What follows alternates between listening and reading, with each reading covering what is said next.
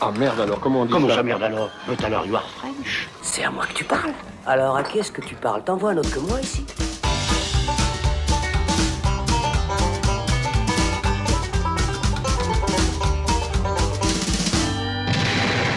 Salut, c'est Thibaut. On se retrouve dans le Shot, la version courte du Saloon, ce coup-ci consacré au film Au bout du monde du japonais Kiyoshi Kurosawa.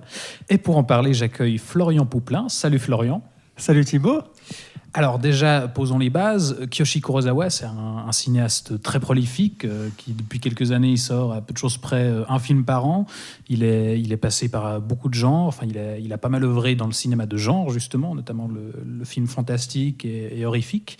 Et là, il revient à un drame en apparence plus terre-à-terre. Ça, on va pouvoir en discuter. Mais déjà, pour poser les bases, si tu peux nous placer un peu le pitch. Le pitch du film. Alors, ça se passe en Ouzbékistan. Déjà, ce qui est assez étonnant pour un réalisateur japonais. Le seul que j'ai en tête, c'était Oshii, qui était allé tourner à Valonne, en Pologne.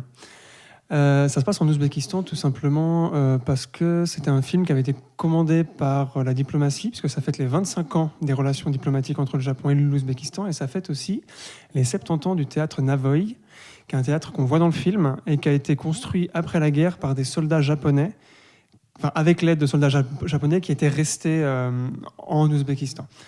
Donc c'est pas du tout le pitch, mais maintenant je vais te dire le pitch. Non, mais c'est une belle occasion, effectivement. Voilà. C'est l'histoire d'une équipe de télé qui en fait fait plusieurs reportages sur différents pays, donc des reportages un peu qu'est-ce qui se passe en Russie, qu'est-ce qu'il faut aller voir en Russie, quelles sont les attractions touristiques, etc. Ils vont se retrouver en Ouzbékistan, donc un pays assez diamétralement opposé culturellement, économiquement peut-être aussi, politiquement sûrement, avec le Japon et donc leur culture à eux. Et ils vont essayer de, si tu veux, le highlight de leur émission, ce serait de filmer un poisson un peu légendaire qui serait dans un lac. Le problème, c'est qu'il ne se montre jamais, puisqu'il ne se montre pas quand les femmes sont là. Et manque de bol, la personnage principale est donc une personnage qui s'appelle Yoko, et qui est une femme. C'est embêtant. Voilà, c'est embêtant. Du coup, le poisson ne se montre pas. Et donc, ils vont devoir un peu essayer de trouver d'autres choses à aller voir, à aller faire. Et donc, ils vont se retrouver là, un peu à aller d'une ville à une autre sans vraiment trop savoir quoi filmer. Enfin, voilà, ils vont se retrouver perdus. Ils vont déguster des plats, aller dans des petits parcs d'attractions, exactement, des reportages, un petit peu des reportages à la con, on peut le dire. Ouais, c'est ça, ouais, vraiment. Et ils vont se retrouver perdus, en fait. Hein. Enfin, c'est de ce dont... Enfin, le film parle de ça, c'est de cette équipe, surtout d'elle, Yoko, qui va se retrouver perdue dans ce pays, parce que culturellement, c'est pas du tout ça. Que elle, dans sa vie aussi, ça va arriver un petit peu plus tard, mais elle est déjà un peu perdue dans sa vie elle-même. Donc le fait qu'elle arrive dans un pays complètement étranger va encore plus la perdre. Pour résumer, en fait, très, très grossièrement, mais on pourrait dire que c'est un espèce de Lost in Translation, mais simplement là, c'est un personnage japonais qui est à l'étranger. Oui, et j'ai d'ailleurs trouvé ça assez intéressant, c'est que d'habitude, nous, en Europe de l'Ouest, quand on va au Japon, on est là, oh putain, choc culturel, truc de malade et tout. Et à part le syndrome du japonais à Paris, donc les Japonais qui font des dépressions quand ils habitent à Paris parce que c'est tellement le bordel. Et il y a de quoi. Voilà.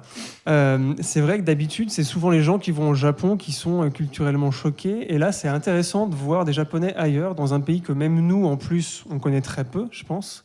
Enfin, en tout cas, moi, l'Ouzbékistan, j'y avais jamais mis les pieds. Enfin, je n'y ai toujours pas mis les pieds, d'ailleurs. Et en fait, d'ailleurs, il en joue pas mal parce que, par exemple, tous les dialogues des locaux qui parlent ouzbek ne sont pas sous-titrés, par exemple. Non. Donc, à moins qu'on soit bilingue, on est nous-mêmes perdus avec l'héroïne. C'est ça qui est intéressant. Oui, alors c'est marrant que tu parles de ça parce que y a un rôle très, très important, que je trouve très important dans le film, c'est celui du traducteur qui s'appelle Temur.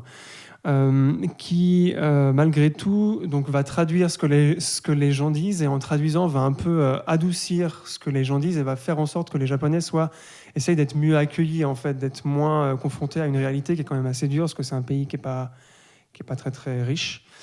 Et malgré ça, ils sont quand même perdus. Oui, parce que justement, en fait, ils communiquent jamais directement avec les gens du coin. Et d'ailleurs, c'est souligné peut-être de manière un peu trop littérale, mais dans une scène dans le commissariat vers la fin, oui, où le commissaire dit à l'héroïne littéralement, il faut qu'on communique pour se parler. Ça. Et justement, là, le problème, c'est que la communication n'est pas possible directement. Et très difficile aussi parce c'est quelque chose qui est assez connu. Les Japonais ne parlent pas anglais, en fait. Et la seule langue qu'ils ont, c'est l'anglais. Je me rappelle de cette scène où le commissaire essaye de parler anglais et puis elle tilte que dalle, quoi.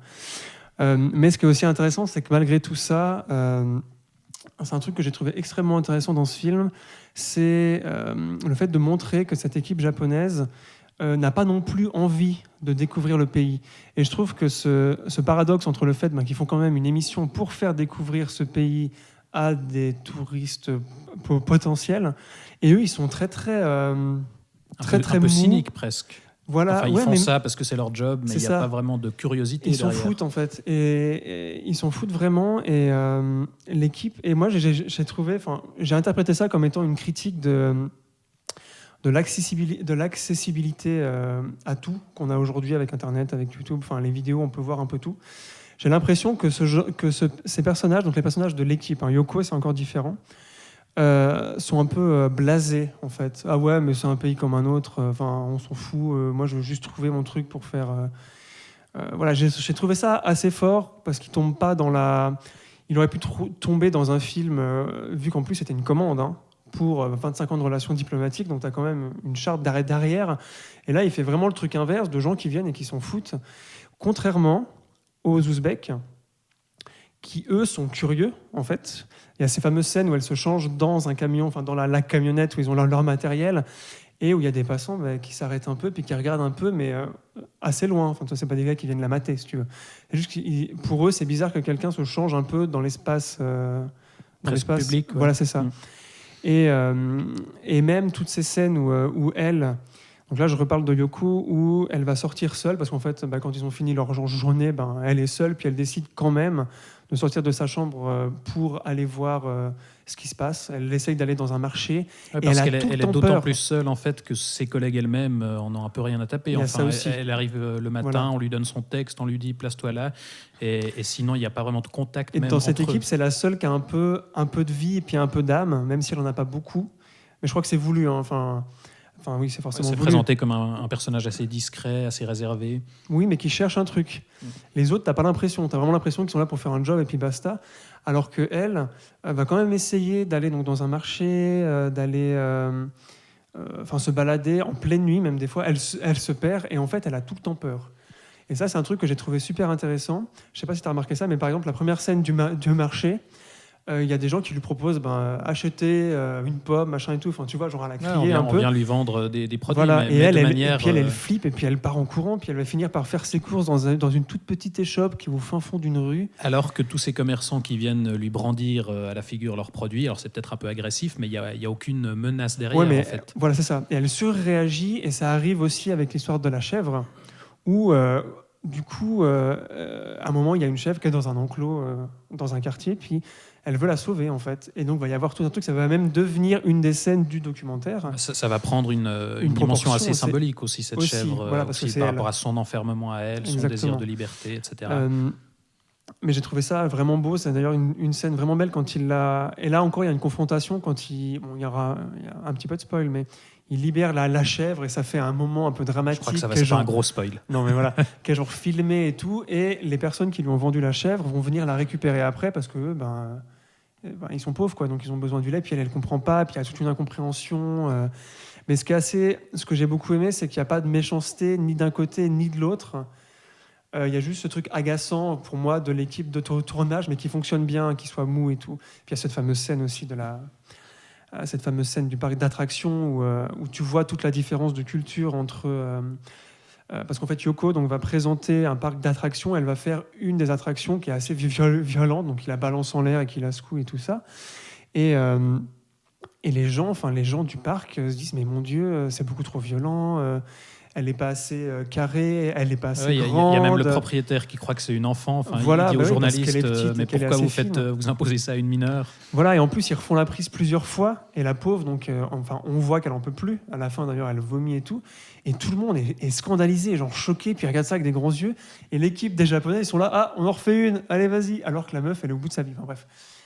Voilà, je trouve que rarement le choc culturel n'a été traité avec autant de respect envers les deux peuples. Oui, parce qu'en même temps, on montre que c'est vraiment une question de tradition et de différence de culture. Voilà, même si j'ai senti un peu Kurosawa essayer peut-être de régler des comptes avec certains travers de sa culture à lui, parce qu'on sent quand même beaucoup la superficialité. Moi, le truc qui m'a beaucoup marqué, c'est le passage, elle, vu qu'elle présente, quand c'est action, elle va prendre un ton très très aigu, très très enjoué, enfin très trop Oui, en fait, un mais peu à la surfait, quoi. japonaise Ouais. entre C'est vrai que guillemets. s'il y a une position critique, c'est plutôt sur le Japon pour le coup. C'est ça, voilà. Et tout ça se rassemble de manière assez belle.